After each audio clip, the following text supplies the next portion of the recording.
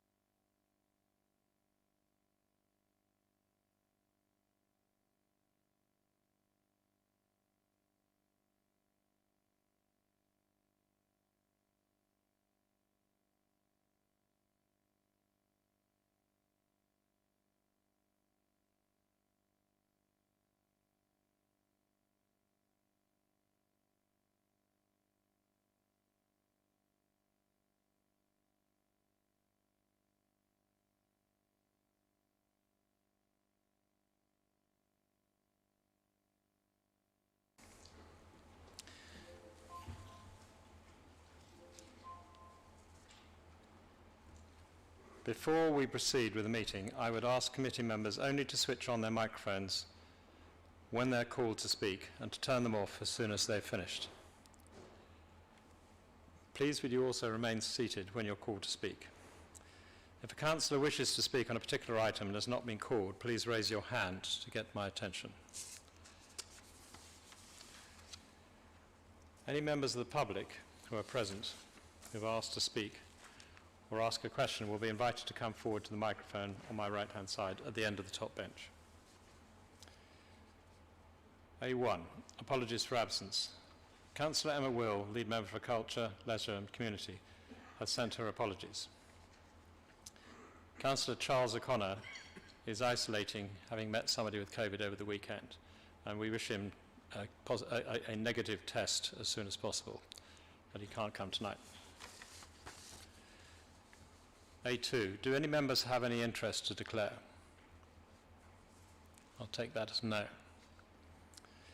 Minutes of the previous Select Committee meeting, they're in the papers that have been printed. The minutes of the 28th of September 2021 meeting have been circulated. I've read these and would invite committee to confirm that these are a correct record. Everybody happy with those? I would ask officers to add to the tracker, well, first of all, to add the tracker to the minutes of this meeting, and to add to the tracker the recommendation that was sent to Councillor Johnny Thalasitis at our last meeting. And could we also ask officers to add the text as an addendum to today's meeting of that recommendation? And I would also like officers to record in the minutes that we will produce a report on our visit to Lancaster West as part of our scrutiny report later towards the end of the year. It'd be too long to add to the minutes in this particular meeting, but it should be in that report. So is that agreed? Thank you. So A4, paper A4, Planning Advisory Service Review Recommendations. In July 2020, the committee scrutinised a report which set out the results of a review by the Planning Advisory Service. The review was set up to provide independent advice into the borough's planning service and made 12 recommendations. The purpose of tonight's report is to ensure that there is accountability for the implementation of these recommendations, highlight what improvements have been made and how they can be evidenced, and also to outline the future programme for any of those items that have not yet been completed from those recommendations. So could I call upon Lead Member for Environment, Johnny Thalasitis, planning, place and environment to introduce the report. Johnny. Thank you, Mr. Chairman. And may I start by thanking you for bringing this to the Chamber. As you know, this was a very important piece of work, and it's good that it's useful to have scrutiny looking at the important issues across the portfolio. As a department and a directorate, we always want to make ourselves open to challenge. We know that there's always work we can do and that we're never perfect, so we do need to hold up that lens to the work that we're doing and have critical friends come in and make sure that we have the most up-to-date recommendations possible. So that's kind of what brought us to the Planning Advisory Service review. Over the last year or two, we've made, I think, a lot of progress. You can see some of that in the paper, but I want to highlight a few things. First of all, I think our planning officers do an excellent job. We've seen with recent reports such as South Kensington Station some of the fantastic work that's been happening. I know that in this very chamber, residents and councillors alike talked about how successfully drafted it was and how effective it had been in helping committee decision makers come to a view. I also want to highlight some of the work in regard to our building control service. That is now an award-winning building control service. It's an area that's very important to the department, and we're not complacent about that, but we should celebrate the progress that is being made. There are also innovations that we're making, for example, development forums, which I know the Director for Planning chaired recently in relation to Kensal Canal Side, the biggest site in the borough. And we continue to do more and more online as well, so that people can, whether they're at home on a rainy December night, as some of us may wish we had been, or in the town hall contributing at public meetings, they can all have their say. So the local plan issues and options consultation recently, we had I think about 1,500 people respond, which is an enormous number for what is really a policy consultation and doesn't tend to attract quite so much interest. And since the last time we discussed this, we've embedded virtual committees into our way of working during the pandemic, and now more virtual working across the department as a whole as the national guidance has changed. So overall, I'd say, of course, there are things we can work on in here, and I look forward to some challenge, but I am encouraged by what we are doing, and I think we're on the right track.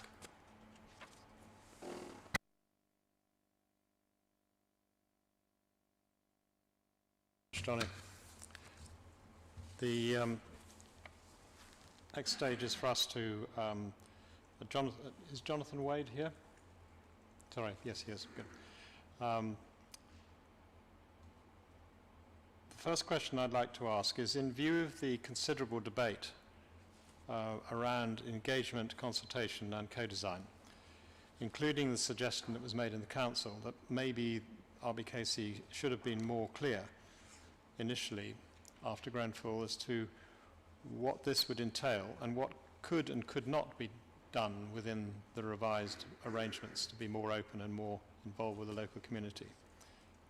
What areas could the residents influence and what areas would the council obviously need to have the final say? And the reason for raising this is it's mentioned in the paper as a piece of work that's beginning. And I think that in view of the evidence that we've heard of a lack of match of expectation, shall I say, between the council and the residents in more than one area of the borough that's currently, with schemes that are being currently consulted on, it would be very useful if this work was to be speeded up to make this more clear.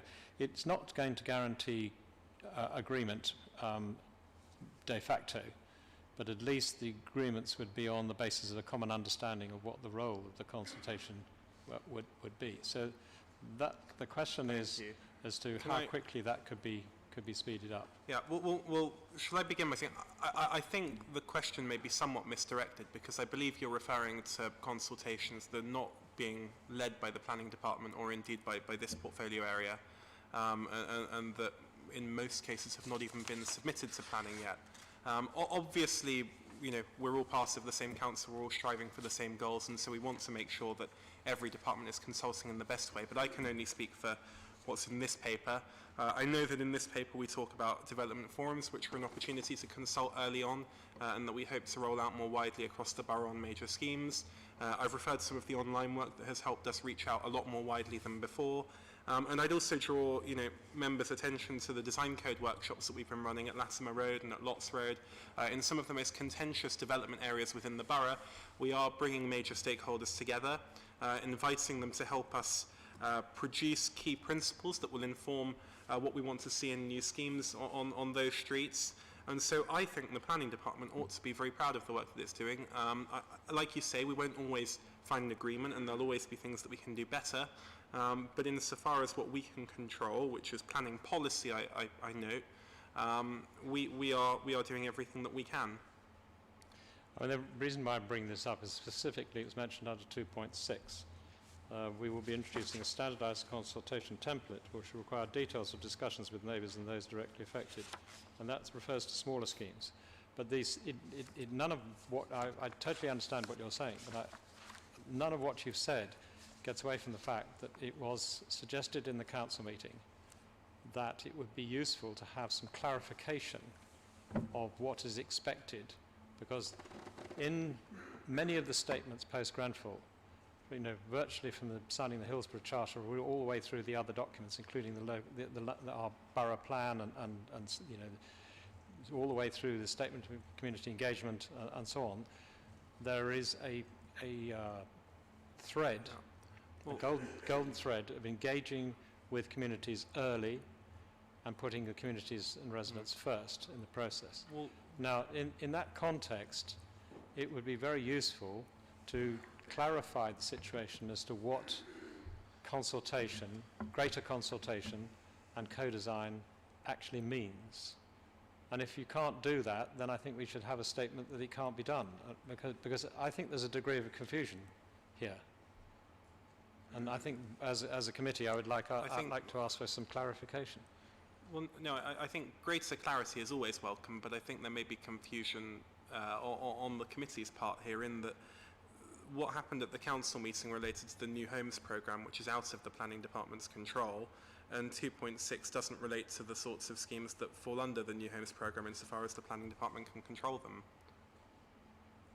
So what you're saying is that from a planning point of view, that has no view about the steps to which the New Homes department should go through? No, well, as soon as schemes come in for pre-app, we give advice. When they're submitted, we obviously run statutory consultation. We want every department in the council to do as much consultation as it can. I know that on the New Homes programme, there have been successive rounds of consultation. I know there have been 3 rounds on pretty much every scheme. As you say, that there appears to have been some confusion in relation to last week's meeting and views about co-design, but I do think that's something that the architects of the New Homes programme will know better than I, and I don't think it relates to the paper at hand. I don't think it's within the scope. No, because I've been told that this committee is not supposed to engage in scrutiny of specific housing schemes. I think that was what, Robert, that's you suggested as a bit of guidance on that. But I was looking for a generic, because, I mean, okay, so let me rephrase the question. Outside the area of council-owned sites, what does the planning department expect developers of any small size to go through in terms of consultation? Well, I think that's a fair question. We're obviously updating the local validation list. You can see that in terms of major sites, and we may look to extend it, we're already running development forums. We always tell landowners, commercial developers to engage at the earliest possible opportunity, and we'll facilitate those sorts of conversations wherever we can. We've conducted things like factual briefings as well. The best practice that we use in terms of consultation on planning policy, we encourage developers to adopt, so whether that is the online work that we're doing or hybrid meetings, all of those tools should be available. And we're always open to new ideas about how we might improve on that in the future.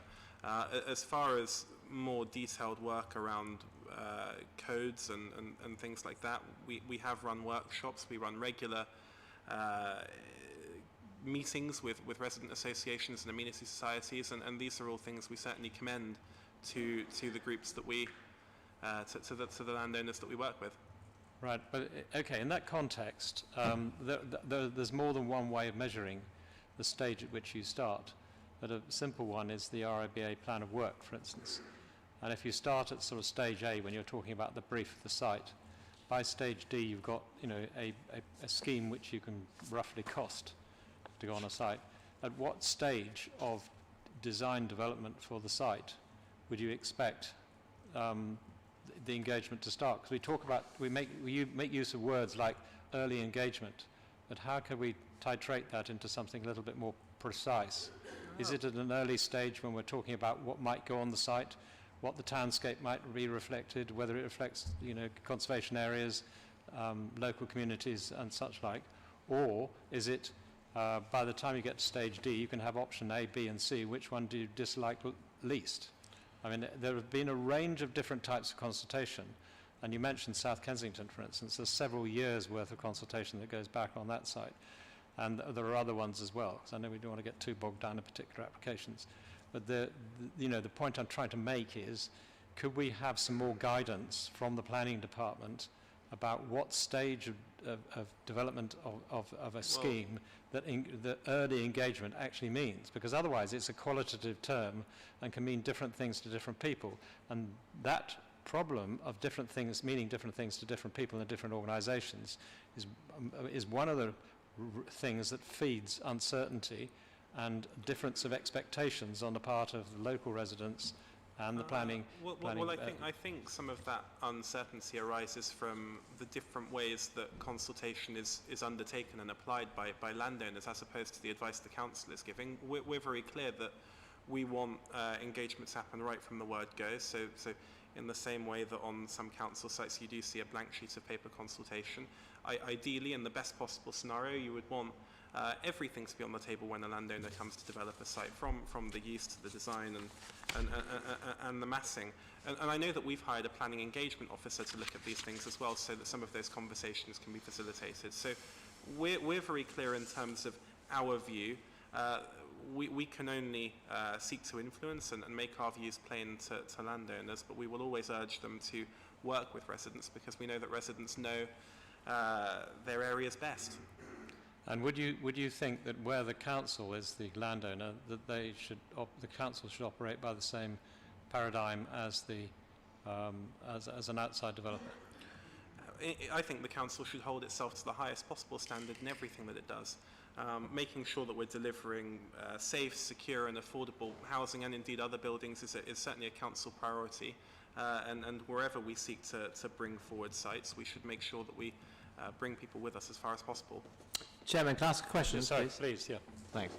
The paper talks about delegating decisions to a greater number of staff. I'd like to know the average number of staff involved in planning decisions, and when it talks about the greater number, what is that greater number? What are you aiming for?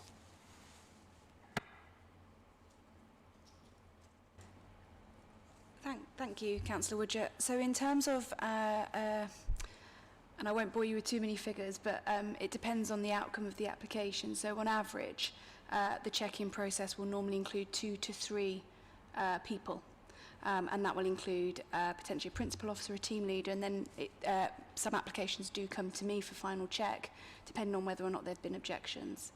That particular recommendation from the Planning Advisory Service was looking at maybe expanding that to allow those that are already involved in the check-in process to not be involved in the check-in process, as kind of not to dilute the delegated authority check-in process, but to spread it so that actually other people, other roles could get involved in other areas of work that they weren't currently able to do so, because a lot of their time was spent checking reports. So that was the purpose, or the thinking behind that particular recommendation. The Planning and Place Directorate went through a restructure at the beginning of 2020. We haven't changed the scheme of delegation in that sense. So there are more people that can check reports because we have slightly different roles, but we haven't checked that process that I outlined at the beginning. So if you have a sort of like an average comparison, let's say, I don't know, someone applies for a loft or a basement, etc., a sort of pretty common type of application, how many people would be involved with that compared to, say, I don't know, South Kensington, the recent decision we had of that, how many people involved in major cases versus the much more smaller common cases? So for major applications, and most major applications will come to a committee, the check-in process is 4. So it's team leader, myself, the director of planning and place, and it's also checked by our colleagues in legal. So that was the process for South Kensington Station. It was also scrutinised by others across the department, so the Executive Director of Environment and Communities and also the Chief Executive. So it depends, but the check is perhaps much more lengthy for our larger, more controversial applications, and that seems to make sense. For our smaller schemes, even if they go to, say, the planning applications committee, it's generally no more than 2 to 3 checks, depending on the various levels. One final question, if possible, Chair, which is asking about the drop-in sessions that they had in terms of access to offices, I think, of residents. I'd be curious to know, it's brought up R2 in the paper. I'd be curious to know how popular those drop-in sessions were, what sort of numbers did you get attending?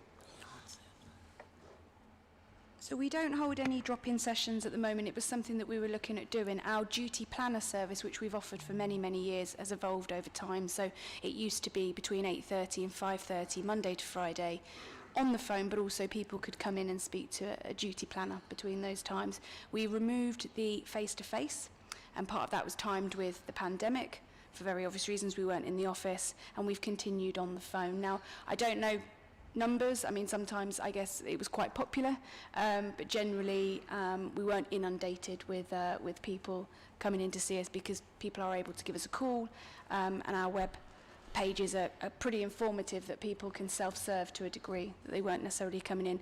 The possibility of drop-in sessions was more focused on officers going out locally and carrying out those sessions in various wards, so not being based at the town hall, so going out to the community and so on. You'll see that in paragraph 2.12 we do need to think quite carefully about what that looks like in reality, because we do have other ways in which we engage with the communities, and it's not to say we wouldn't necessarily go down this route, but I don't want to overcomplicate things or have too much of an offer. We need to make sure that the offer works, that what we're proposing to do. So that's where that comes from.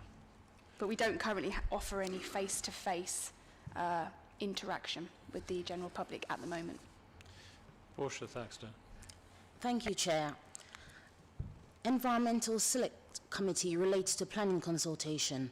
How can it be argued that these are responsive to the wishes of local residents, given all the protest there has been regarding Edenham? Councillor Well, Thaxter, Edenham isn't currently a planning consultation. could I just interrupt a minute from the Chair? If you could phrase your question in a generic way, because we have been told that we're not supposed to address particular applications in this scrutiny. I think the question's a very good one, but if the lead member, if he's going to answer, as I understand, could treat it in a generic way rather than in relation to a particular site. Sorry, that's Okay. the rules that I've been told. So, Broadly, it's to repeat what I said, which is that Edenham is not a planning consultation, and I don't believe it's relevant to the paper at hand. It is relevant, but as I understand the Chair request, but it is relevant because all these other consultation which you mentioned and how well it's been going, how comes it's not showing on this Edenham consultation? So this is the reason why I mentioned it. I mean, I appreciate feelings are running high in relation to Edenham, and I certainly recognise there are enormous concerns with the scheme.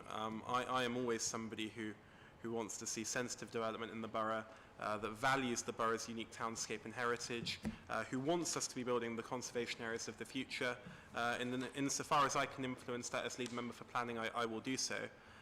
But I'm sorry to tell you that this is that is not a consultation on which anybody in this room is leading, and therefore it is not, I'm afraid, relevant to the Planning Advisory Service paper. can I call upon This is not. Robert, It would hasn't you come to planning. please just clarify what your view is on this, because it is making this discussion very difficult, what you've suggested. Not you personally, but what has been suggested by governance. When local government scrutiny arrangements were introduced, one of the things that was made clear at the start was that scrutiny had no role in relation to individual planning applications, and that remains the case. Thank you. I'm happy to discuss planning policy consultations on which people in the chamber lead, and I think you know from our experience in places like Latimer Road that whilst it is sometimes challenging, that planning officers are very conscientious. I'm very engaged. We've attended meetings together on these subjects, and I very much valued your contribution on that. And I think it extends across this portfolio. On St Helens Gardens, we've arrived at a really successful consultation. We've changed elements of the design to respond to what people think. And I think those are successful models of consultation that I certainly want us to emulate in the future. So I can only speak for the interactions that you and I have had, but we've had a number of successful consultations together in St Helens and across North Kensington. And I very much hope to do so again in the future. Thank you. So, Johnny, for clarification, could you identify the difference between the St Helens consultation and the Edenham consultation? Well, I gave St Helens Gardens as an example of a scheme on which I was the portfolio holder and on which I worked closely with Councillor Thaxter. Right. That's a public realm improvement scheme which went for consultation, it would have been earlier this year, and we landed up with something like 80% support, so very, very well received. Yep. In advance, what we did was we took the idea from the neighbourhood plan that the St Quintin and Woodlands group had come up with, and I'm very grateful to Henry Peterson and everybody else who was involved in shaping that. Our officers went away and looked at the feasibility of the sorts of designs that they were talking about, and once we had a first draft, we brought together a working group which contained ward councillors, local residents, local businesses, and anybody else with a stake in the community who the ward councillors suggested that we include at that stage. We looked at the designs initially, and we went away and tweaked them a couple of times based on the feedback we were getting from that group. And once we felt we had that collective buy-in, which we happily did get, we went out to a wider consultation, and that's to which I refer. We got something like 80% support. We've signed off an exec decision report. So that is an example of the council working very well with its communities in North Kensington on schemes that relate to the built environment, on which people in this chamber have had a genuine influence. And I think that is very much the model that I'm here to talk about today. Whether it's St Helens Gardens, as I say, Latimer Road is another example. Councillor Thaxter went to some of the meetings. She knows that we have worked with residents and with landowners on that. I can see her nodding just out of frame. And so all I can say insofar as my portfolio goes is that we absolutely want to work with people across the borough, right from the north to the south, and I think there are lots of good examples of where we're doing that for the improvement of our neighbourhoods. I think I would like to add the one in Chelsea Green, for instance, where a similar Quite process right. went through. Quite right. And we also got a very large affirmation from local resident association, Chelsea Yeah. Society. Well, Sydney that Street, was something like 90%, and we co-designed Yep. that. There's another example right now of public realm improvements on Butte Street, which are going to make the market even better, I promise you, and is currently running at something like 85-90% support, which is fantastic. We've got a consultation right now on outdoor dining, which is running in similar numbers in our favour, and hopefully will mean that we can revitalise some of our centres. So I think across the planning, place and environment piece, which is what I'm here to talk about tonight, there is absolutely lots of good work happening that has cross-party support where it relates to wards held by the opposition group, and is exactly what we should be doing going forward as a local authority. We should be building consensus, we should be co-designing where possible insofar as working groups may exist, workshopping may exist, whether that's on public realm or design codes, and I think this paper speaks to a lot of that. If we think about the largest site in North Kensington, not the one on the edge of your lips, like Kensal Canal side, we got over 1,200 people responding to the consultation. We found lots of support for the ideas in the SPD, and whilst I'm not comfortable with every element of a notional scheme that may come forward at an indeterminate time in the future, I think the high-level principles we articulated reflect the things that people were saying to us. We know that our residents want some of the best design in the country, that they generally favour lower rise and heritage, and as far as possible, we're seeking to push for those things in new schemes.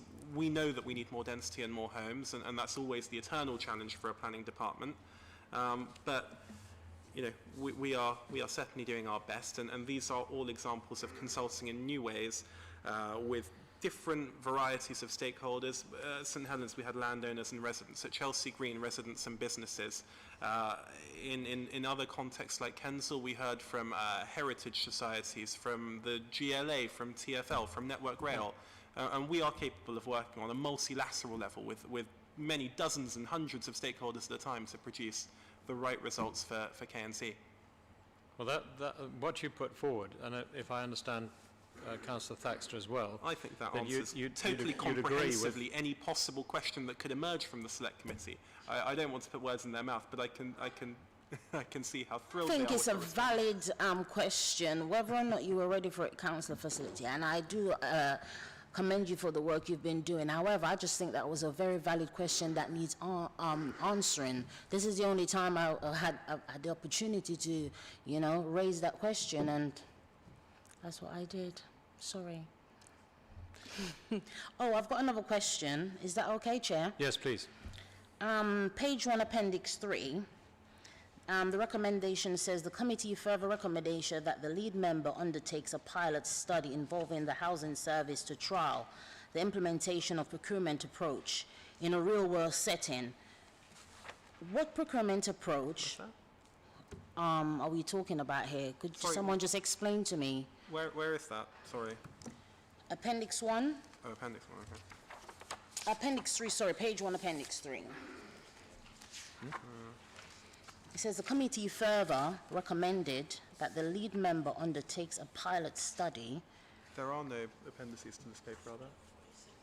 Yeah, I think, Portia, you the old referred to paper A6. Oh, yes, but You've gone to the end of the papers. Am I moving ahead of time? I think that, can I say, that is the best possible evidence that I've answered so comprehensively all of the questions that have arisen from this item, that members are organically going on to the next item. I just wanted to get on my question. I wanted to get my question in because I never get the opportunity at first, you know? Portia, that's under item A6, which is work programme. So Thank you. very happy for you to come back on that Yes, when we we get to will. that Thank item. you so much. Now, Pat Mason, would you like to speak next? Thank you, Chair. Well, obviously, working with residents and building consensus, of course, is a good thing. Now, the planning process is necessarily going to have to work with whatever model the council uses to engage with residents on developments and planning issues, etc. As Johnny mentioned earlier about the difference between co-design and consultation, there is an absolute definite difference. If the model we have historically used is a more top-down sort of model, the council or if it's its own developments will decide what the options are going to be for whatever development piece of land you're going to do, and then you go down and you ask, or the professionals on your behalf ask what people think about those. And as people are endlessly told over the decades, consultation is only consultation. We don't have to listen to you. We can actually take the good bits, but we don't have to listen to you.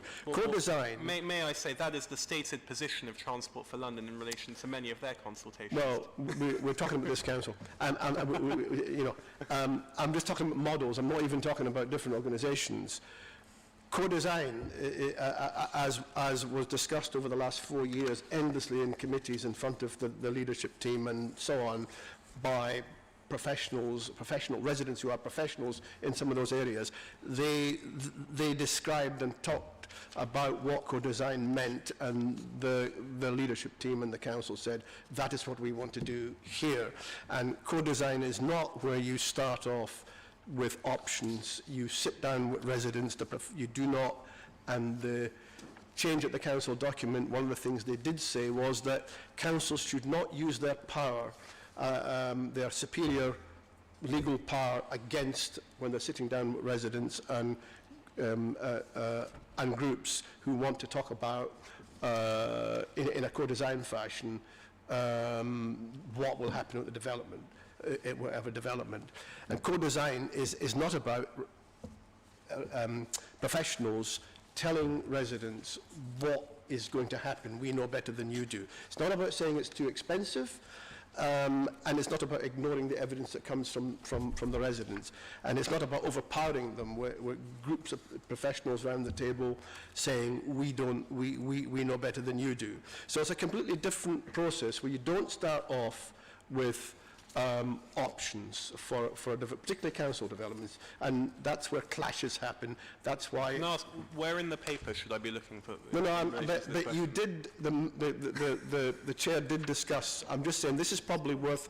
I should have said this is probably worth a separate session, because it seems to me, particularly having listened to what was said on last Wednesday, that the deputy leader didn't understand what the council was committing itself to when it said, after Grenfell, to the bereaved families and survivors and to residents here and outside this chamber, they agreed what co-design would mean. And that's what they signed up to. So it seems to me that this council needs to make a choice.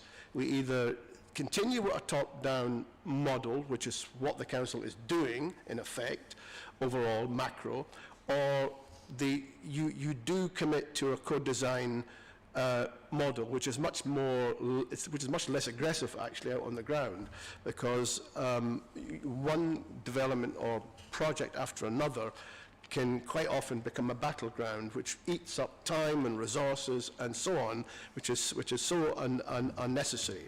So it's a choice, Chairman. I think it's worth a separate session, because it seems to me that it's worth a separate session because we need to explore, or the people running planning and all the other parts of the process need to understand what each process would mean in practice, and do that with residents, obviously, who we've already done it with, but now told them that actually we didn't quite understand what we were signing up to, and then decide which way we should go, because Change at the Council said we should move in that direction, and quite often over the last 30 years, whenever the crunch point comes, the council uses its power to sideline and to push things through that residents don't want, and the planning process has to go with that. Well, it's not a criticism I'm making. You're taking everything as a criticism. I'm just saying we explore each model which we'd already explored, and then the council and with the residents groups, whether it's the Kensington Society, the Chelsea Society, the Goulburn Forum, whoever, come down and decide whether you'll do one or the other or have a hybrid or whatever. At the moment, you heard the response last Wednesday, which is not the only response, is that they said, well, now you're backing off what you agreed. This is what we agreed. We thought you were doing co-design, but now you're not. Whichever model you go with, it will have implications for how the planning process works, and that would have to be factored in. So, given that you set off with this, Chairman, there needs to be probably a separate session for this, because certainly the settlement this council made with the community out there after Grenfell, when the leader and deputy leader endlessly talked about co-design, the blank sheet of paper, and working with communities. This is not now, as you heard, what they believe they are being given. So I think the council needs to make a decision which way it's going, and the planning process will just dovetail in with whatever process is chosen. But I think the planning process has more agency than that. Well, I'm just saying, given that it was cited at the beginning of the paper, I'm just saying that the planning process, well, I mean, overall, Chairman, when you look at this paper, I always ask, and there's a lot of good things in here, actually, of course, but how will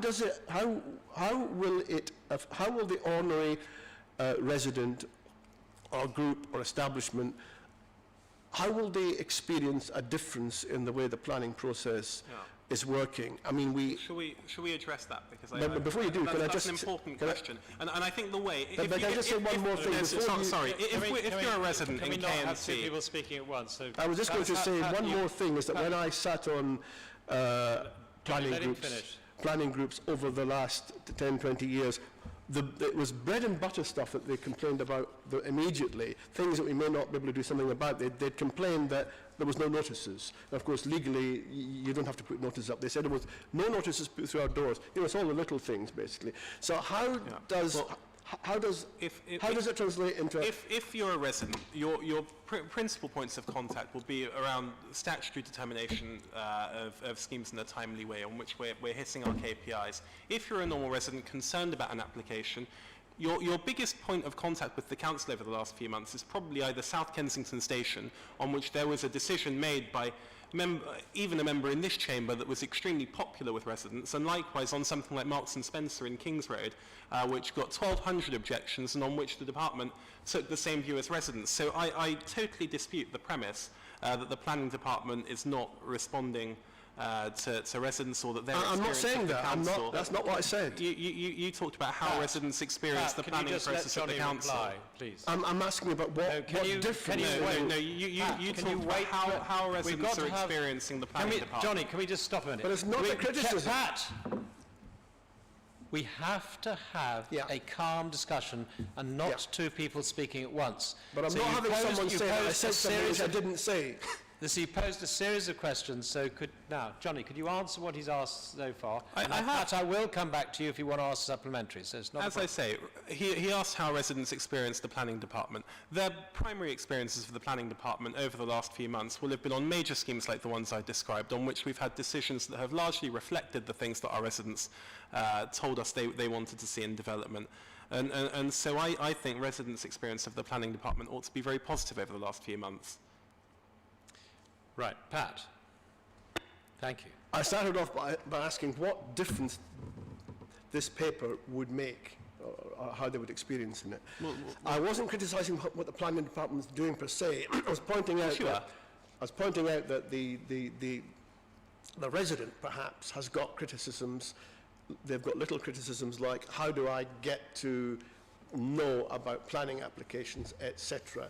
And we had that in previous groups. They would, whatever we said, they would say, yes, but nobody told me about this. And when Councillor Campion was chairing those, the late Councillor Campion chaired some of those groups, they used to come well, in terms of how this paper changes how people... So how does it add? How does it add to what you're already doing? That was my question, really, not a criticism. Well, the paper itself sets out exactly how we've acted on the basis of the recommendations. So introductions of things like development forums respond directly to what was said by the Planning Advisory Service. Well, there are mountains in this paper of things that we have done as a result of the Planning Advisory Service review that all contribute to residents experiencing the planning department in a different way.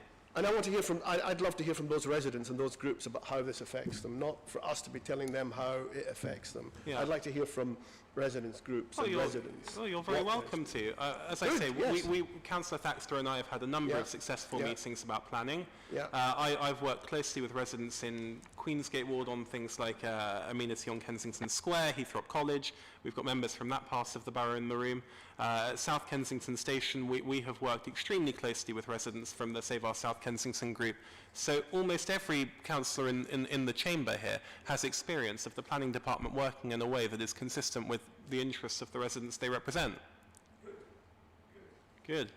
So the defining difference here between what you're saying really works from planning department's point of view and the other schemes we're not allowed to talk about is the fact the other schemes will be initiated by the New Homes programme. Is that right, Robert? Yes. So that's the difference, is as to who is the developer in effect. And if it's the council that's developer, it's being ruled out of discussion at this meeting. Well, it's for you as chair to say what's in scope. I've set out very clearly... I've been told by governance we can't talk about it. Quite.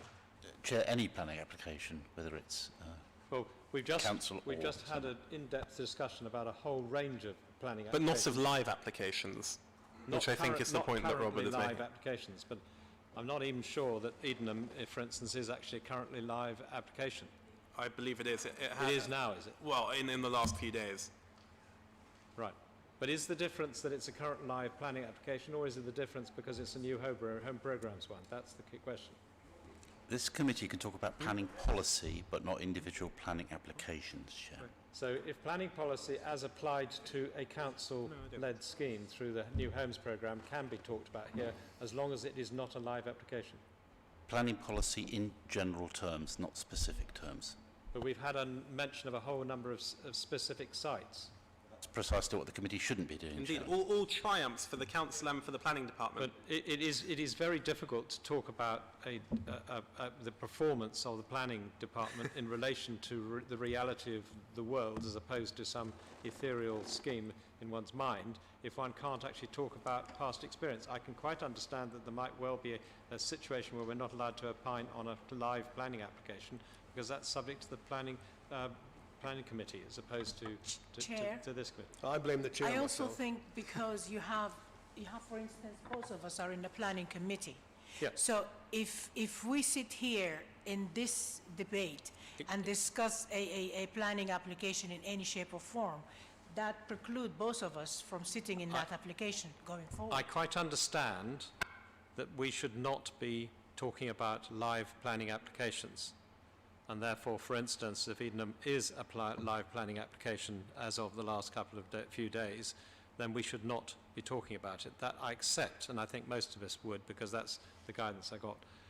But the problem is if we're not allowed to talk about schemes, not the problem, it's a different dimension of issue if we're not allowed to talk about schemes which are originated within the New Homes programme as opposed to schemes which are initiated by other bodies. But we've talked about many schemes in Johnny's reply which are of an experience that we have but are not current planning applications, and therefore that would seem to be quite right. Is that right, Mr. Robert? Chairman, I've given you my advice. We should avoid talking about individual planning applications. Okay? We scrutinise planning policy here, or you scrutinise planning live policy. planning applications. We should not talk about or discuss live planning applications. Yes, but that's what I understand. So we've talked about specific sites, irrespective of who the developer is, that were old ones. You know, the South Kensington station, for instance, is not a live planning application because that has been decided by the planning committee. It is no longer a planning application. It is a decision one. So that one that experience is okay to talk about. Learning from historic things is fine. That's what planning policy is about. Okay. So South Kensington was valid. Edenham is not. Do we understand that? Yes, I believe that was what I had Are we said. all agreed? Because I think we just need to steer away from things we're not allowed to talk about. As chair, I would find it important that we do that. Okay, now, Councillor Warner-Idris, you've been very patient. That's okay. Well, half my questions have been nicked anyways, so I don't get to talk a whole lot. I got my itty-bitty question left about the board. In R5, you talk about, and I think it's 2.21. You talk about the board and who is, what bodies. It says the members include the Executive Director of Environment and Communities, Director of Planning and Place, Head of Service, Team Leader, and case officers, and incorporate colleagues, blah, blah, blah. You're having a board to discuss planning issues and oversights, but it doesn't, and what I don't understand is why doesn't it include any residents or resident bodies? Because you do, I mean, it feels to me like it's a duplication of what you already do when you already decide on it, when you're putting together a report for an application. As you mentioned earlier, Lisa, you talk to a number of officers and you sometimes talk to the chief executive. So this body it seems to me it's a new body, but it's a duplication of something that already exists, or am I missing something? Thank you, Councillor Waller. So the Majors Board is an internal meeting, so it's attended by planning officers, and as I've set out in 2.21.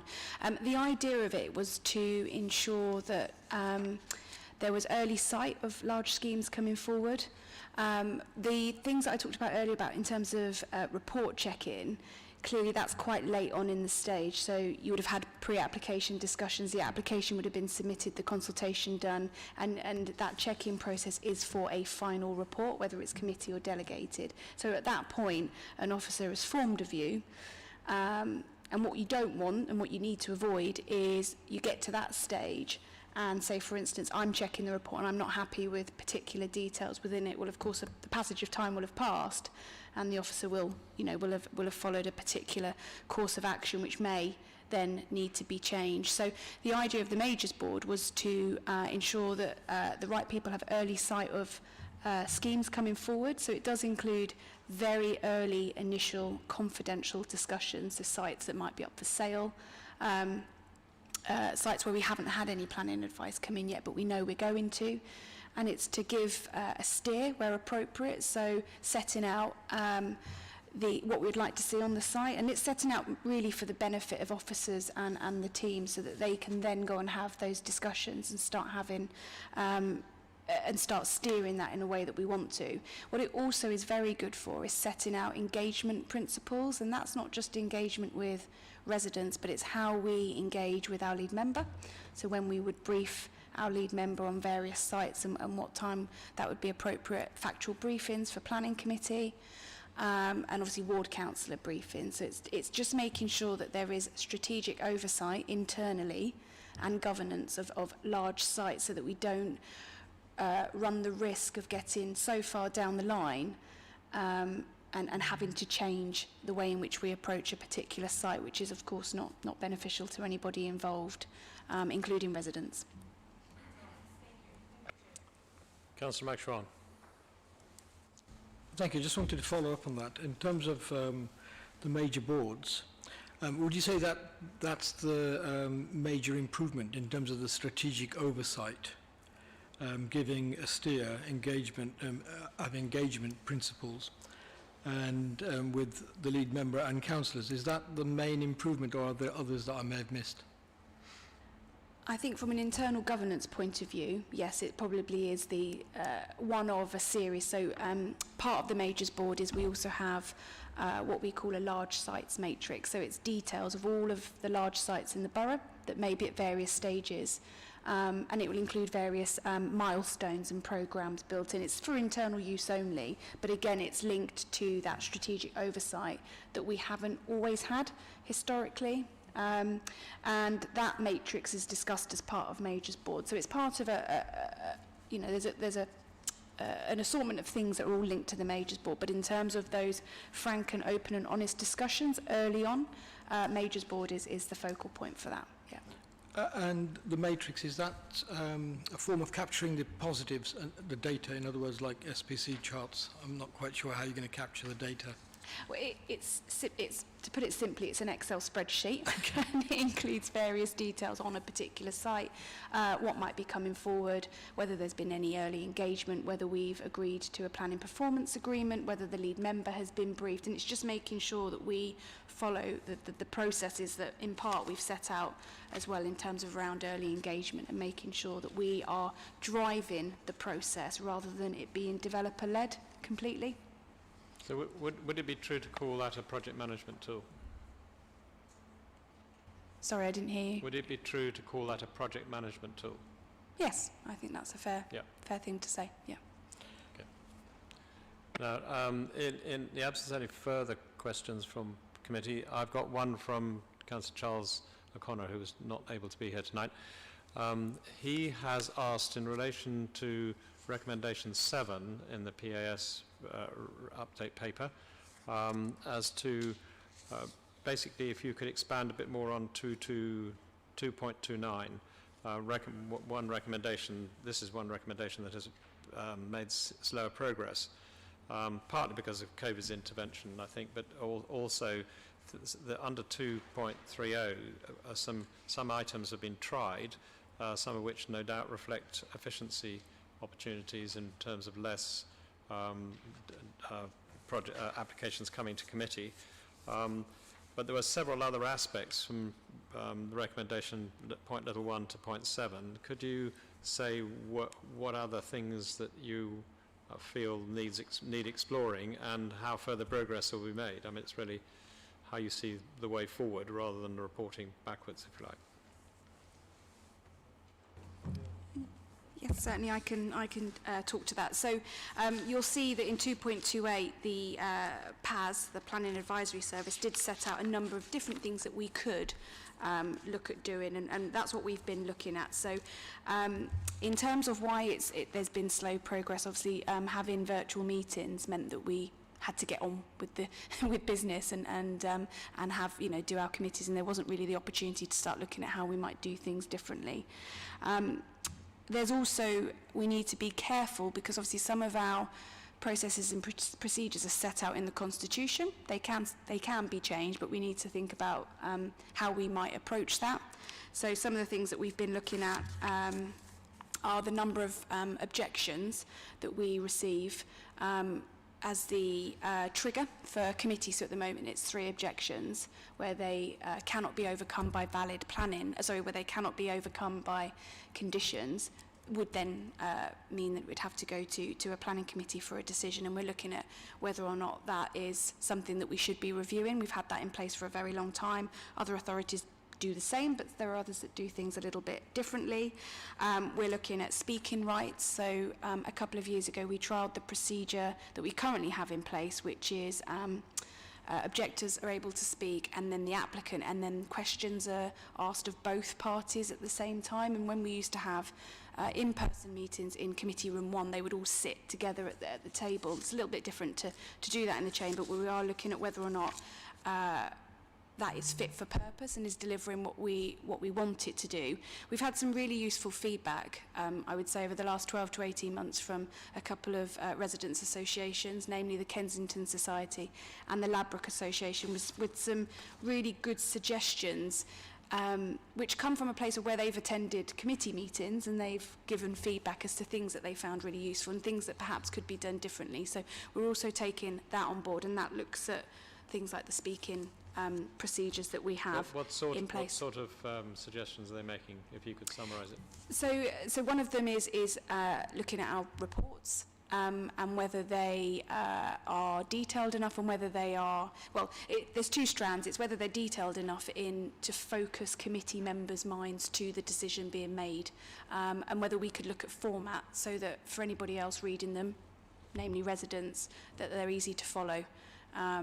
And speak to, I guess, the key things. And the committee reports were overhauled a couple of years ago, and as you know, Councillor Thalasiti said, we're always looking to review the way in which we do things and change them if we need to.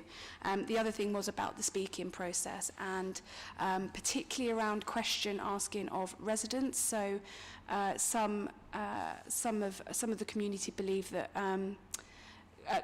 questions are asked of the applicant, but not necessarily of the residents to the extent where it's seen as fair.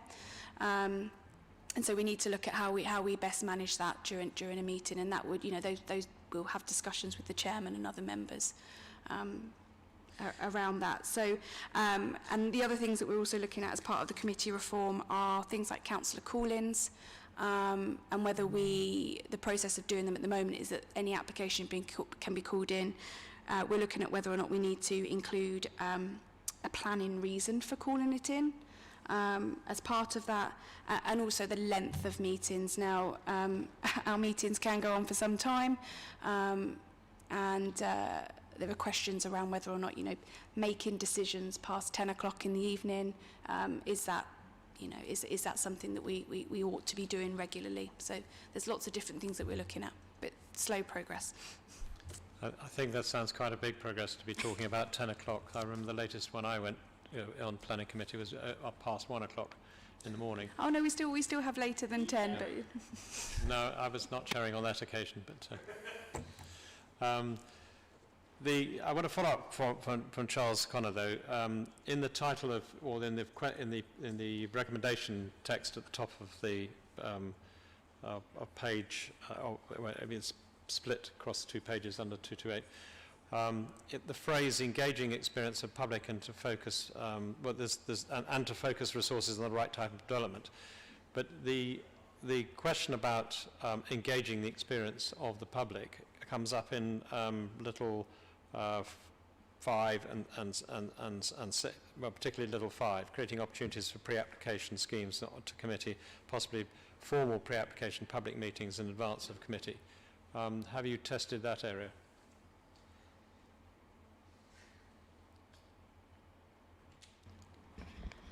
So let me just reread. So under R7, if you go Yeah. down to brackets, little 5, creating opportunities for the presentation of pre-application schemes to committee and the possible formal pre-application public meetings in advance of committee.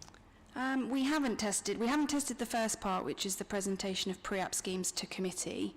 Other than we haven't done that. We do have factual briefings, but of course the purpose of those is to brief committee members on applications that are going to come to planning committee at some stage. That tends to be done quite late on in the process. I think what we'd need to just be careful of is how we engage already with ward councillors and committee members. We do have things like the development forums that are public meetings, but of course councillors can attend those as well. And it's just how we feed that in. So we haven't trialled it. And in terms of formal pre-application, Do you intend? Sorry, you haven't done it. That's a fact. Do you intend to? No, we do intend to look Yeah. at all these points, Right. and the second part, which is the formal pre-application public meetings. I think development forums will play a part in that. Of course, there are thresholds for applications that will have, or sites that will have, a development forum. So we probably ought to have a look at those thresholds and whether or not we then need to do something a little separately to the development forums to capture that particular suggestion. Thank you very much. Any further questions on this planning paper? I think one of the things that's come out of this to me, because it's down to me to try to produce, I'm told that I have to produce some kind of summary of what we've discussed, which is probably going to take too long, but the thing that's come out to me is that, Johnny, as you were saying, that there's quite a degree of success that you can demonstrate in following through the modus operandi that you and planning officers have utilised in this field. You know, you've successfully addressed, I mean, I think, you know, you and Councillor Porter-Thaxter were in agreement about some of the schemes that you've jointly worked on. I've certainly experienced joint working on the scheme in Chelsea Green, down in the south of the borough. As you said, some of it's in the north and some in the south. I think it would be very useful if we could have, as a committee, a summary from officers and yourself, obviously, as to what you think is a successful modus operandi that could be, lessons could be learnt from what's happened, because you've set about this in a very positive way. You've engaged and got a high level of engagement and approval, and are able to demonstrate that.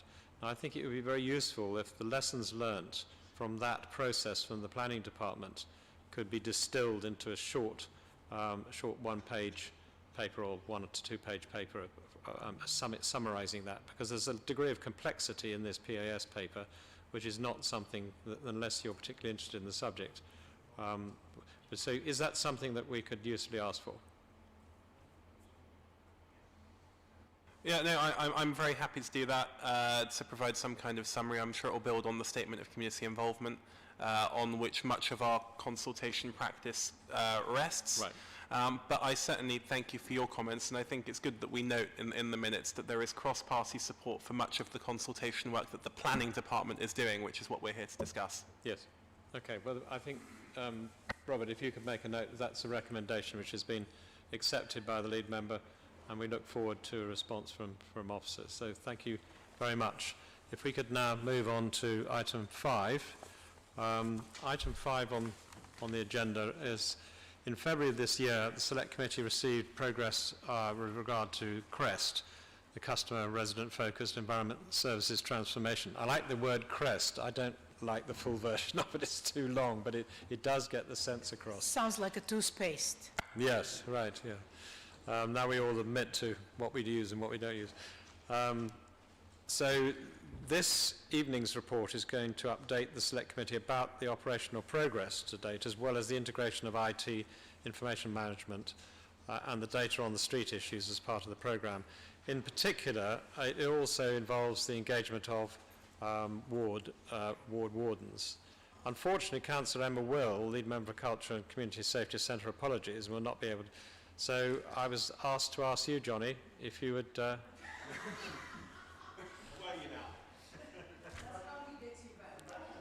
I don't know whether you and a member have agreed this, but...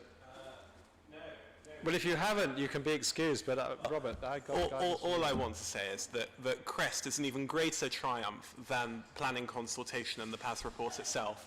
And that we should all commend the work. Councillor Emma Will is one of the most experienced councillors in the borough. The fact that she's running this means that we should have total confidence in the service that's being provided, and we should pay tribute to the officers who do such enormous, heroic work to ensure that our streets are clean, enforcement is done properly, all of these sorts of customer and resident-facing services, they are probably one of the most important things we do as a borough. Like Councillor Mason said, it's the little things that count. He's absolutely right. And on, Okay, and on, so and on that, I you've will delivered your prepared speech, so if I could ask maybe Terry Oliver if you could introduce this paper to us, and then we'll go to questions from the committee. Can't add much more to it than I'm Councillor taking all of you Palace. for a drink afterwards. I wouldn't miss this. But hopefully it's a simpler paper than before as well. So, as you both said, it kind of sets out what CREST is to start with. So it's combining the 6 street-based enforcement teams that we have across the council, with the aim really just to make it an easier process for residents. So it's that one-stop shop really that we can provide residents and improve their customer experience. So the report basically sets out what CREST is, the collaboration and the really good work that's taken place to date, but then also sets out some of the proposals for the future as well around the operating model that's being considered. So it's looking at the matrix management that is currently operating. So that's how all the different teams kind of work together behind the scenes to make it much more joined up for the resident. So it's looking at continuing that, but reviewing that as well. But then also the role IT plays as well. So we've got a colleague here, Mark Duff, who is leading on the IT aspect of that as well, and how that links into the kind of the bigger work across the council around the CRM. So it's all around making sure that the IT is kind of fit for purpose and helps us achieve the best results for the residents. Right. Matt, I'll start. Maxwell. Thanks, Chap. I've got 2 questions. One is about what's the sort of busiest peak time for CREST? It's noted in 2.2, you've got the hours that they cover, but I'm just curious what's the absolute peak time in terms of when they're inundated with different calls, etc. And then my second question is about the CREST mobile app that's mentioned. I'd be curious to know how many times it's been downloaded, what's the sort of usage, have any sort of feedback on that app from the usage, because it's used by the wardens and building enforcement, I can see that. Maybe best from me. The busiest part, I think different parts of CREST are busy at different times. So the noise and nuisance team, Saturday night, last Saturday of the month, payday, mad as anything. There are other times in the year, sort of Halloween, the beginning of the summer holidays, when the staff are just rushed off their feet, even with 2 teams out. The wardens, it's peaks and troughs, depends on the projects that we're running or the linking up generally. Towards the end of the week and the weekends, generally speaking, are the busiest times, but it's a constant pressure. The noise team also run the service, the Borough Duty Officer service, which is, if somebody crashes into a lamppost or a sinkhole appears or there's a tree falling over, they also deal with those issues which you can't account for, and they can happen at 3 o'clock in the morning on a Monday or 10 o'clock on a Friday night or something. So it's a bit of a mix So no real science behind it. But the whole idea of the hours of coverage is to make sure that we cover as much as we physically can with the resources we've got. The app is basic. Mark can give you some more detail, but it is an internal thing at the moment. That's correct. So the app is only used by the street wardens internally, so it's not downloadable by the public. And they use it hand in hand with the online system on the MyRBKC website, which members of the public can use, and that team can use as well. My question was in terms of have you learned anything from using the app? Is it improving the way you work, and how can you expand the usage of it and make it better? Absolutely. So it's being used to a very small use case at the moment, just for the street wardens to walk around to identify any issues. And that's going to be, the feedback from that's going to be used in the next CRM project, which is part of the bigger piece as part of the customer access strategy. So it's one of the use cases of that whole strategy. So absolutely, this was a app that was created quite quickly in a matter of a few weeks to get that whole use case to understood really.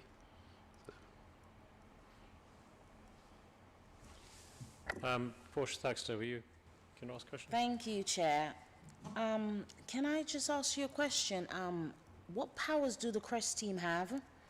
And have you seen a difference in, antisocial and crime since they've started? And is there any way of monitoring them? And can I have some data in regards to that request? Right. The attached on the back of the report, there's some lists of complaints and issues that we've come across. My area of expertise in terms of environmental health is, if you look at the noise ones, they're the same as they ever were. Because we offer a service where people can complain, people complain. The warden figures are mainly proactive, where they've come across things like begging, and people playing musical instruments where they shouldn't be, etc. So we're now recording things that we may not have recorded before because we're coming across them. So it's difficult to answer your question in directly. In terms of antisocial behaviour, it's a constant issue. So CREST is also on the edge of the antisocial behaviour, where we've raised the profile of driving in the borough in an antisocial manner with the PSPO that's in place, that's now borough-wide. So the CREST teams, all of those officers can report that, video it, produce a statement, and potentially we get a fixed penalty notice issued as a result of the breach of the PSPO in the borough. If you want some stats, if you let me know exactly what you want, I can certainly go back and get those. The antisocial behaviour is in Stuart Priestley's gift, because his teams work within community safety with the police, and it's that kind of data you probably want if you want to show what's going on.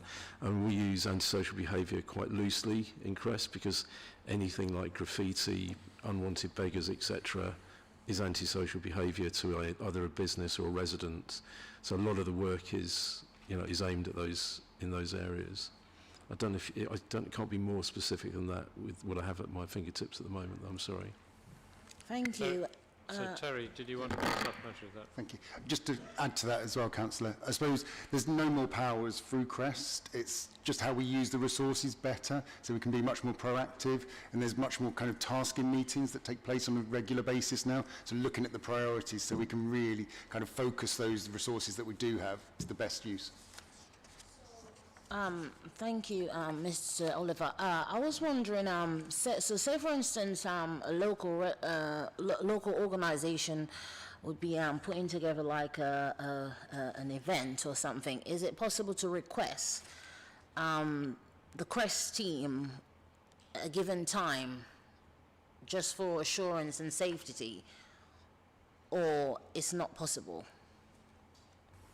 Right, at the moment, it's not possible. But given the timeline, or if there's a desire for it, we can.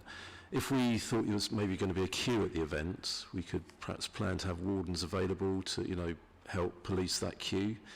So during lockdown and when the shops reopen, for example, the wardens are very high profile, reminding people in queues to wear their masks, do the social distancing. So in a loose sense, that's quite a possibility.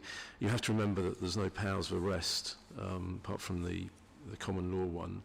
So the officers have a limited ability to sort of inflict the discipline as such, but we could certainly help out as required. Thank you. Can I bring in a point on that theme? Is that I understand from the end of this financial year that the current deal that we have with the Metropolitan Police, I think it's a budget of about 118,000 for this year. It will come to the end of that contract and we're not thinking of extending it. How will that role that the police have been performing be fulfilled by the wardens in that context? Yeah, Bearing in mind what you said about the lack of power of arrest. yeah, maybe there's two of us do this. It might be best if we can get back to you on that, Councillor, because that's not the area that we both No, oversee, because so I don't want to the- give you the wrong information, so it might be best if we can get back to you on that. It's slightly embarrassing because this paper, whilst it mentions wardens, for instance, under 2, 4 and 5, we seem to be avoiding a direct discussion of wardens and their involvement, because there is a reporting to different directors issue, and there is also a changing picture emerging with the withdrawal of that police resource paid for by the council, plus the increased prevalence of drug-related crime. And one of our councillor colleagues mentioned in another meeting this afternoon that her perception is that some criminals, when they come to the borough, are beginning to know that there is not a direct police backup to the warden service in this borough, whereas there is a different picture elsewhere. And she was considerably concerned about the reduction in budget of the 118,000 this year. And this is bizarre in a way because it's exactly the time when the central government is prioritising coming down on drug-related crime in a big way on a national basis. So if you can't answer that question today, could we ask, and minute to be asked, that we have a paper on how antisocial behaviour and Crest and wardens work together and effectively going into the next financial year? What is the plan looking forward? Is that clear, Terry? Does that pull on a couple of points that our colleagues have brought up as well? So, Portia, are you happy with that? Yes, I am. Thank you, Chair. Good. Okay. What I can say, Chair, though, is that the wardens do form part of Crest. There is obviously work that's taking place to look at increasing the number of wardens. So there has been proposals talked about around a warden per ward. But again, they need to be worked up in more detail, I think, at the moment. So I wouldn't want to comment specifically on those, but I can get you the But if you could also include in that paper what the time, I mean, maybe you can answer now, maybe not, but the time frame for the enablement or the actual practical on the street for ward NSIL funded warden capacity, because in this paper it talked about this as a future opportunity, and I know in at least one ward the funding, NSIL funding, was approved over a year ago. So maybe there'll be COVID-related difficulties in enabling that to come into play practically, but what is the time frame? Are you able to answer that now, or would you want to put that as part of that? Yeah, so there's 2 wards that have benefited from additional warden hours. So that's Stanley Ward, which the warden started doing some extra hours in August, and then Holland Ward as well. And they've made contributions through NSIL that have funded those extra hours. Could we have some more detail on that? Because as a Standing Ward councillor, I haven't been told that. So okay.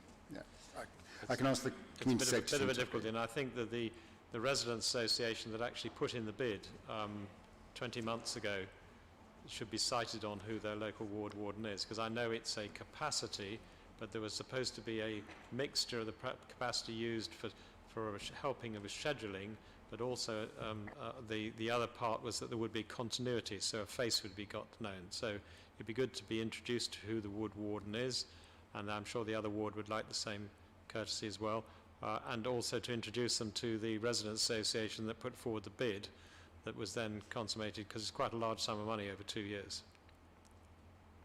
Thank you very much. I think there was a supplementary, or was there a new question? New question. Pat?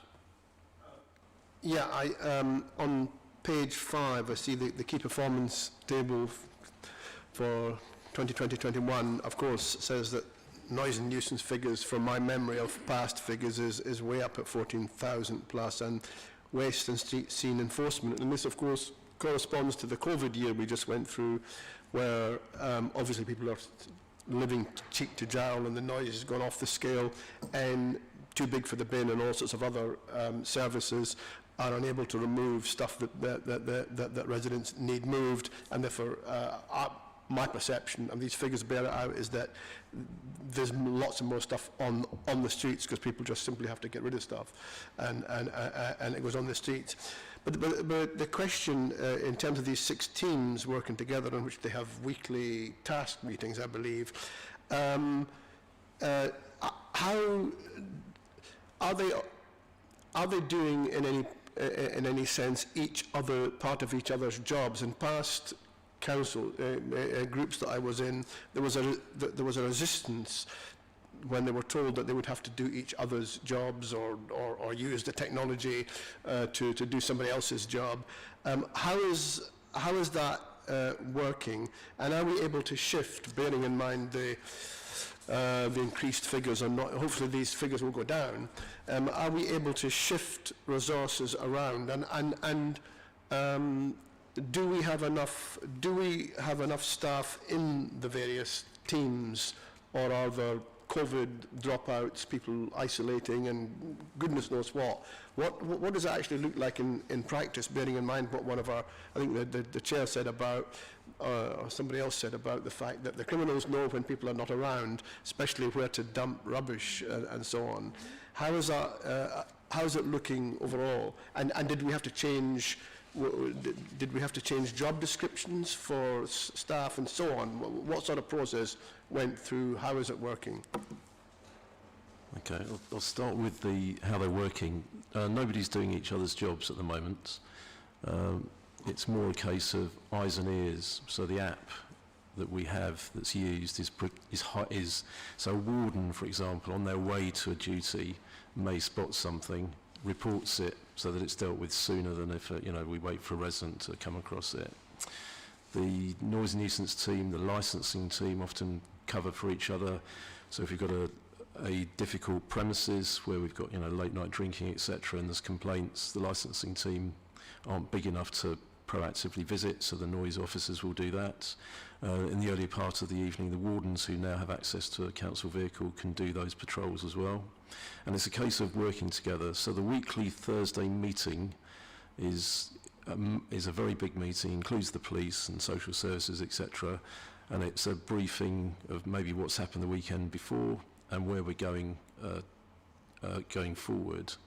So the weekend that's coming. So planning, organising teams to work with each other, information sharing.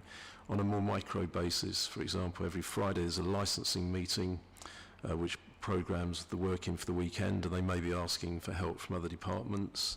And the crest bit, the magic of the crest bit, is getting people to talk to each other and share each other's work, not necessarily to do it, but to report back, because they suddenly understand what other departments do, and they're not, there's not a big wall between them. It's actually getting that communication going.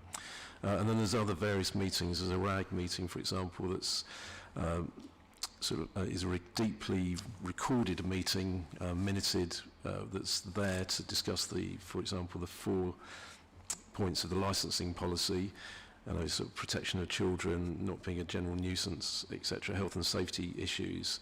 And every team in the Crest area can report back into that, because they spot the things to do with the licensed premises. So it's a combination of all those things, but we haven't done anything clever like change job descriptions yet, or make a multi-skilled officer yet. But we've got enough. The staff levels are up to what they should be, are they, in these different teams? Are they? Yes, so far so good. We have had difficulties with people being isolated, put into isolation, etc.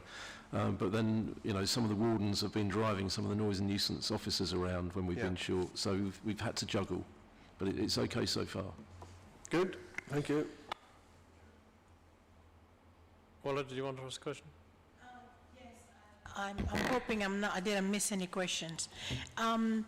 Noise and nuisance usually is so some of it comes from licensing. And I was wondering if you've seen any increase in reports since we have started having those parklet and restaurants outside. Has that changed the number of complaints? Up, down? All right, so Same? in a couple of areas, there have been more complaints and more stress, certainly. We've also, so we put resources into that, and, for example, the wardens have proactively visited the road opposite Chelsea and Westminster Hospital, the name of it escapes me, because of the density and the use of the density of crowds there, and the use of the pavement, and the parking spaces directly outside sort of 4 or 5 licensed premises there.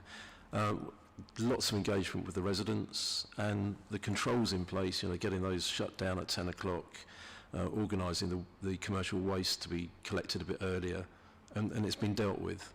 So there have been issues, but they have been dealt with. My second question was the app that your team is using. Can it be modified? I mean, I'm not clear, they use it to receive complaints, or they use it to communicate with each other? All right, Mark will give you that. Yeah. Okay. So that particular app is used just to report things. They don't use it to talk to each other. But yes, it's to report issues onto the system. So the issues, they report it and it goes into the main system? That's absolutely right. Can it be modified whereby the public can report and bypass, because what I'm trying to see is if we can, save time and use it properly. So instead of the public reporting to the wardens or the CREST member, then the CREST member reporting it, then if you just jump the CREST member and report it directly, Absolutely. would that? So already there's, on the My RBKC website, people can actually report complaints. And the first part of the paper there, well, the first part of my part there, I mentioned about the net call replacement program, and that is the resident-facing part of that system. So the resident can actually log complaints and problems as they see them. And then the next project that starts next year in earnest is the bit that joins it all together, so there'll be a single system that everybody uses. Okay. Absolutely. And that was going to be my next question, the net call. You said it should be, the replacement, the upgrade is due by the end of this month? How on track is it? It's going to go live for the contact centre in December, and the contact centres actually are, so they can actually have a go first to make sure it all beds in, and then we're going to launch for the public in early next year. But the system is on track to go live for December for the contact centre, early next year for the residents. Thank you. And finally, Chair, it's a comment actually, and I want it to go on record. I love the wardens, and I am trying to convince my 2 fellow councillors to buy a warden for our ward so we can help the police, because as you know, Brompton and Handstown is full of headaches. And if we can do the non-police stuff with the wardens so the police can actually do their work, that would be great. And thank you very much. Could I ask just one clarification?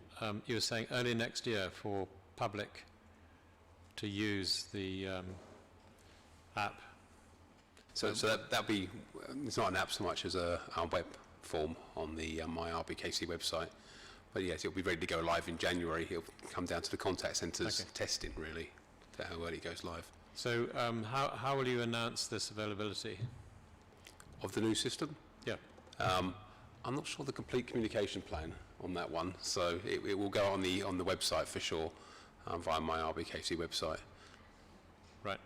Yeah. Okay. So could I then ask a couple of questions to do with, that's one level of operation. The next level is this investment that goes to enable all the parts of CREST to talk to each other with a common data background. And that's the investment that presumably is identified currently going forward over this year and next. Absolutely, yes. Yeah, so the idea is the lines of business will still have their separate systems, but what we'll build is the customer relationship management that sits in front of that, which will join everything together, so you get one common view. So in effect, that whilst different people report things from a different technical point of view, the information will be held once within Crest in one place and available. It'll be gathered in one place and it'll go to the correct line of business, but it can be viewed all from one place. Absolutely. So it's only held once in the council. Yes, that's correct. And that then makes the IT back office available to support Crest operation in the way that it was envisaged but not possible to do when we started the pilots some years back in Chelsea and then through the rest of the borough. Absolutely. So then the next stage of working in with customer service, can you give an outline of that? So the Crest delivery is one part of the customer access strategy program in total. So what we're doing is working very closely with the customer access strategy team to understand how they want to use this data, how they want to join everything together, how they want to interact with the residents and the businesses in total. And then we'll actually build the customer relationship management system around that deliverable. So far, there's been a number of requirements gathering sessions with the different departments to understand their needs. They all are very different. Then the priority stage will start next to understand which order we need to do those things in. So this is part of the programme of bringing the IT support for customer access back in-house from a by-borough operation, is that correct? It's separate from that. So they bring in the IT support in-house. That the whole operating model piece will be separate from that, but it will actually take it into account for sure. But the bringing back in-house may be the way of enabling it. But what you're saying is that this is a piece of work across the council, which although separate, needs to work with that other piece of work. Absolutely, yes. Yeah, so, yes. you know, the word separate here fills me with apprehension because, you know, we have suffered for many years as a council which has had excellent individual services, as the lead member has been putting forward eloquently. Very often in the past have not spoken to each other or been able to speak to each other in a practical sense. Here we have a building of a new paradigm where, first of all, within Crest and then on a wider basis, the different parts of the council, their IT is in one place and held once. So, you know, with appropriate protocols, it can be accessed from different places, but it's not duplicated or not held at all, which we've had in the past. No, that's exactly, yes. So the ultimate aim of this is to come across a one council system with an appropriate CRM at the centre of this. Absolutely, And that's correct. what sort of time frame can you outline for this?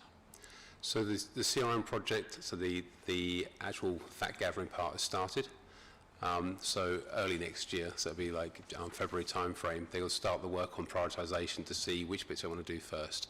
And you'll see in the paper I mentioned, it's a little bit technical, I mentioned the whole point of doing configuration over code.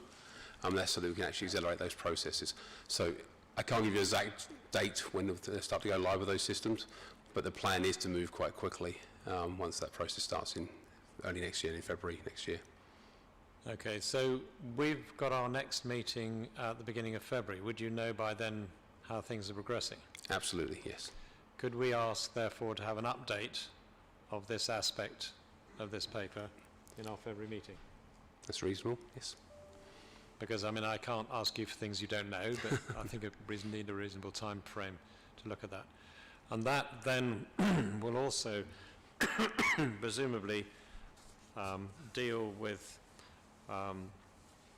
it'll be part of the review that and this is perhaps a question to Terry, it'll be part of a question of when do you see the initial frame coming out of the Executive Director's review of the way in which this Environment and Communities work is working overall in the area we've been talking about? So the Executive Director for Environment and Communities is working on the review now. I think it's going to be basically over the next year, I would say, the operating model is going to be reviewed. There's an agreement at the moment that the matrix management system is working quite well. So it's taking a little bit of time to review what's working well out of that and then looking at the different operating models. So I don't think it will be ready for that February meeting, but it'll be later in that year. So in another context, I heard a professional in this field use the phrase change control, so that one doesn't just keep making changes for change's sake.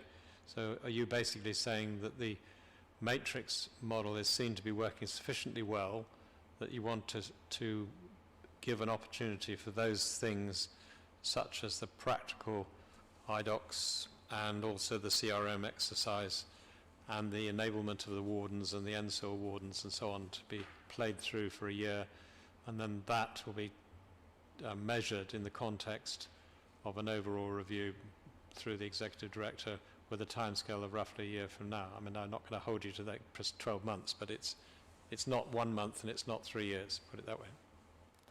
That's about right, yeah. So there's a few other things around that as well, kind of around co-location and other kind of areas that need to be trialled as well. So at the moment, the team's a little bit dispersed at Pembroke Road, so we're looking to bring those together and seeing how that improves operations as well. So what you said is right, yeah. So I've asked Mark Duff to produce for us, thank you, a paper updating us on the CRM enablement. Is there anything else in this field you will be able to update us by February?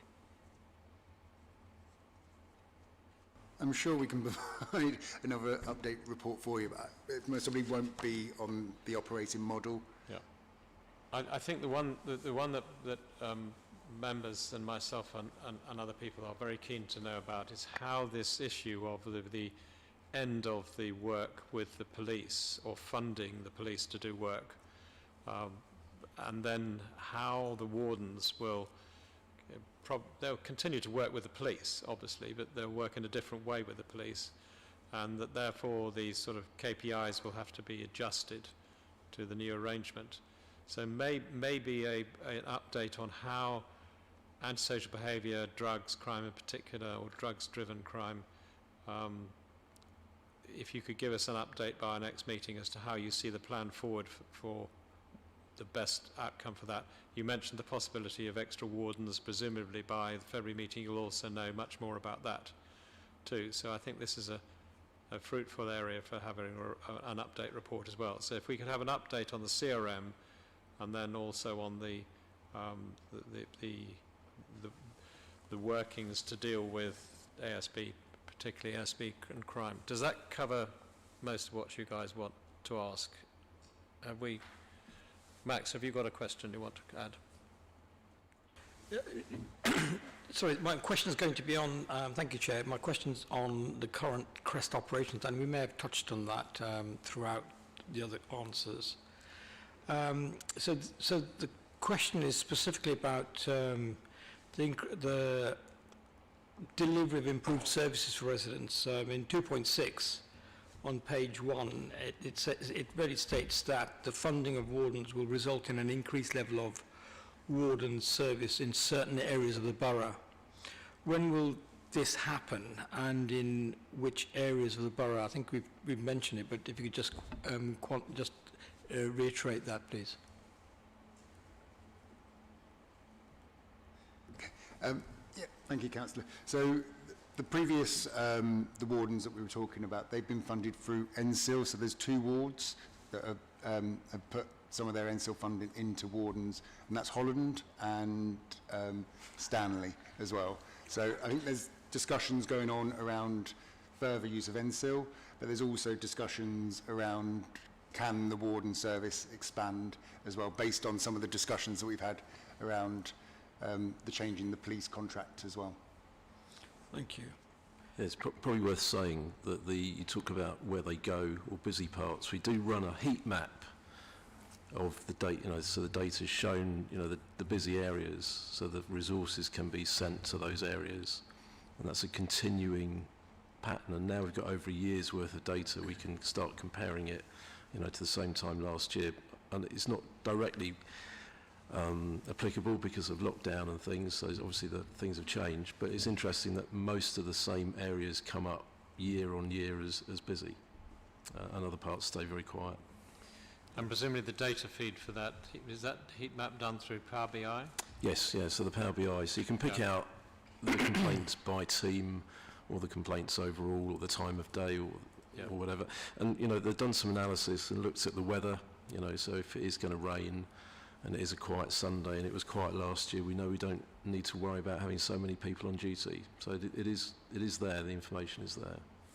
So I think the Chair just mentioned data gathering, and I was just thinking that how can communication between, say, teams that are within these boroughs, areas, be improved, and what is the plan for that?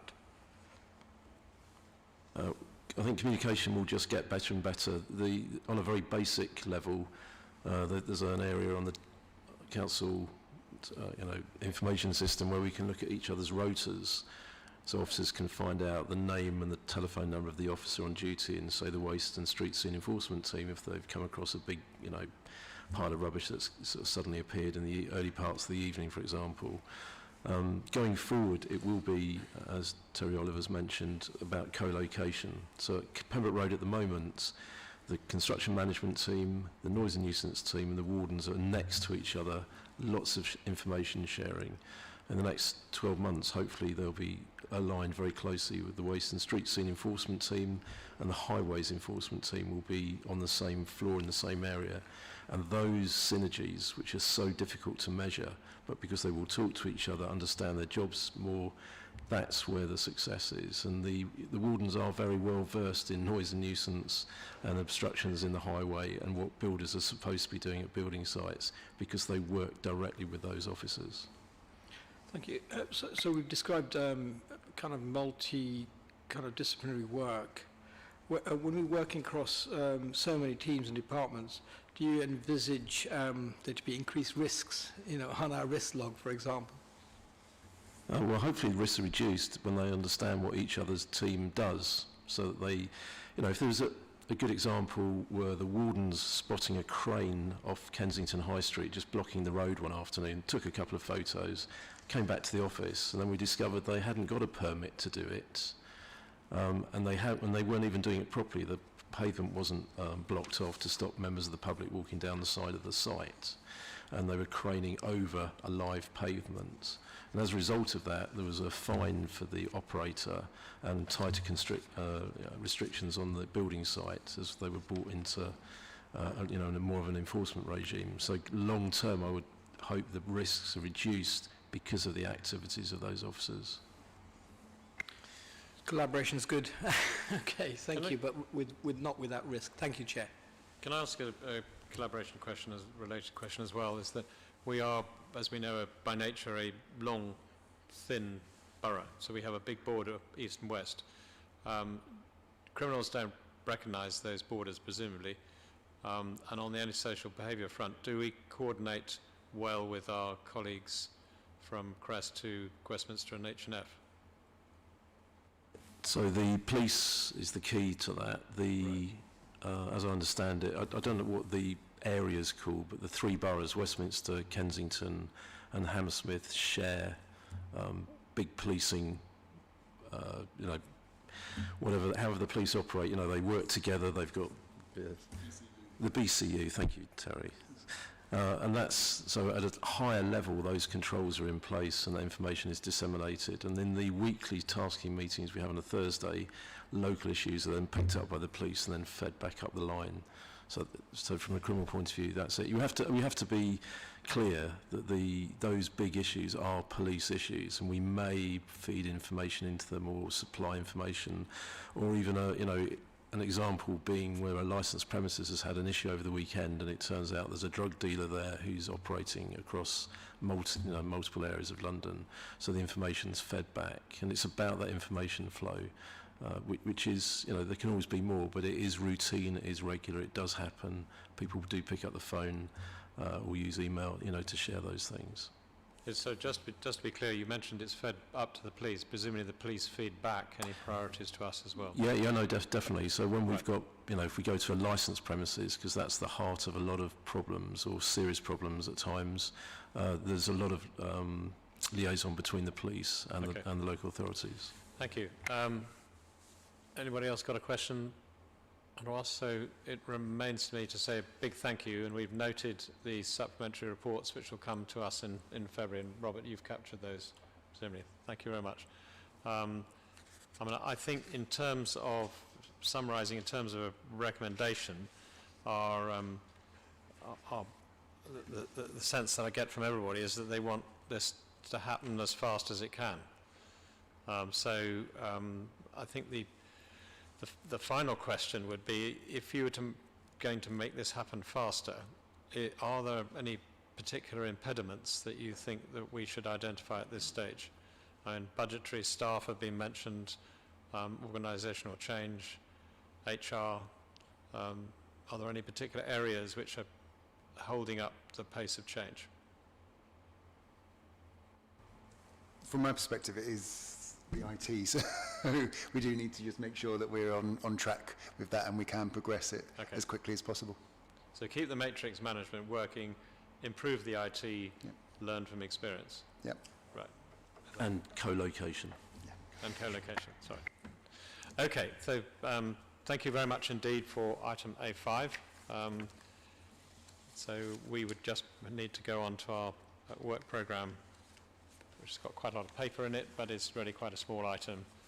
I think, James, this is your area. Are there any particular points you want to make here? Because we have an established work programme, but this is really updates to it, isn't it? It is, Chair. Just to say there are 2 more meetings for the Select Committee left for this municipal year. The February meeting will have a focus on net zero, and the March meeting a focus on culture and the culture strategy. And can I also draw your attention to the 13th of January meeting with Andrew Boff? That's right, Chair. So at your request, Andrew Boff did offer to come and meet the Select Committee members to talk about his housing typologies and design report, and we've been able to find a date for that, which is Thursday the 13th of January. And it's 5:30 in the afternoon in this chamber, and we will be inviting the Kensington and Chelsea societies and any of their member societies that they wish to invite, and probably some other individuals. We would like, Terry and Johnny, if you could ask, Jonathan's now left, but I think possibly it'd be good to have Jonathan as an observer on that meeting if he's available, because I think getting feedback from Andrew Boff's experience, he led the Select Committee on the GLA, he drew in experience from other boroughs in London and tried to get best practice seen from that point of view. I think it's a useful input to us all upskilling ourselves in this area because of the stresses between density and height and so on. There's some lessons that he's pulled in from other boroughs which might be useful for us to learn. And a question asking, he's obviously now become the chairman of the GLA as well, which is an interesting quirk. So he's quite senior in the London management.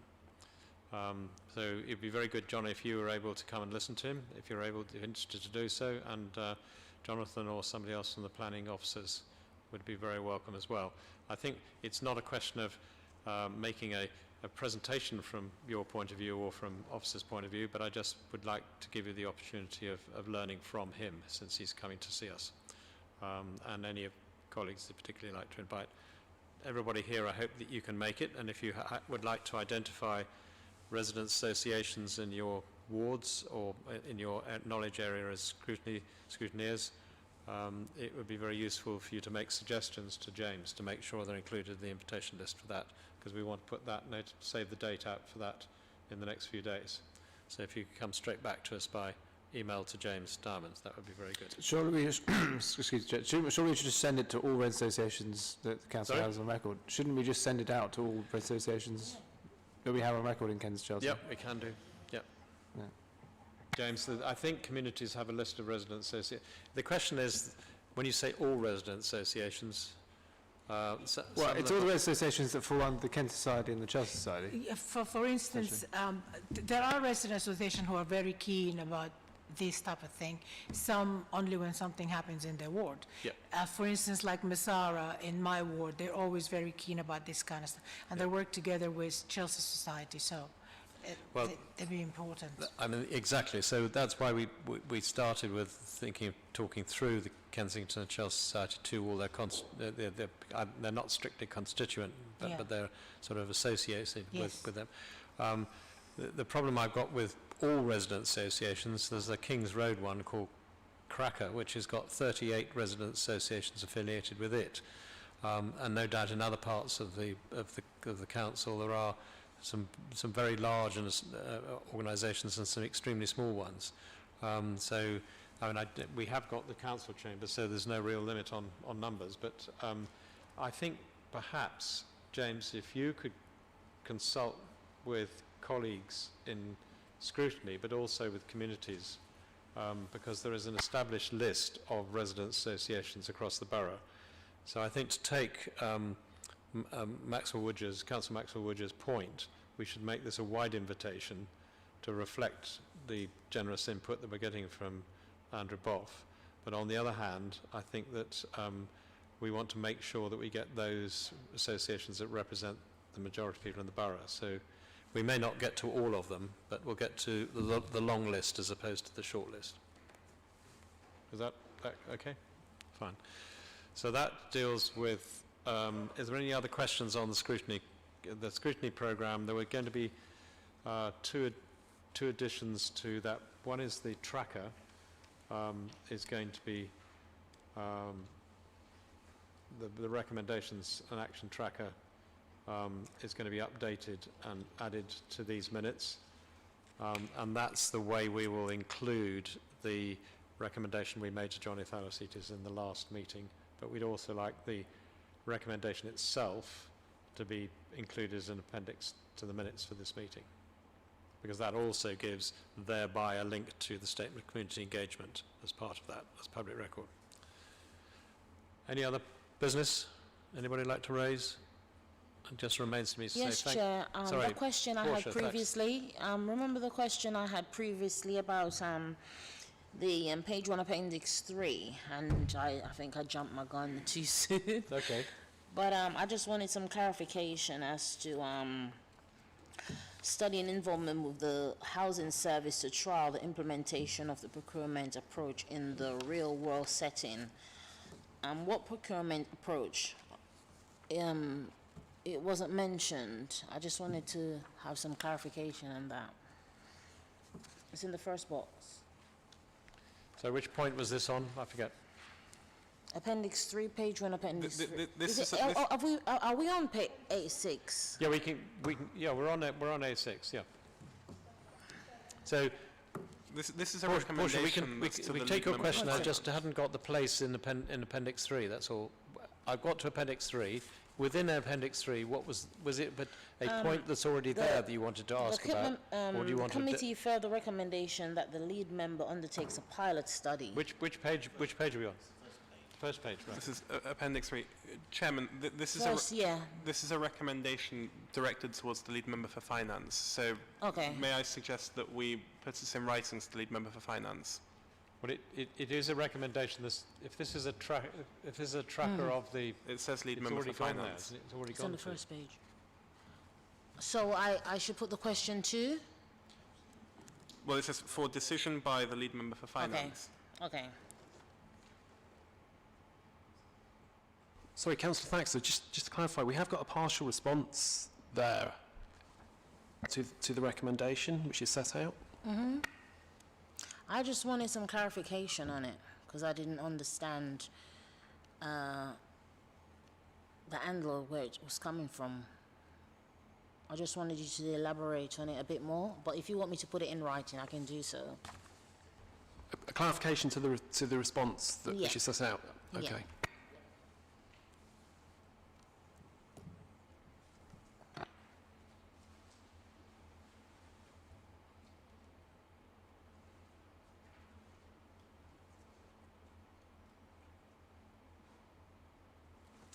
Any other points?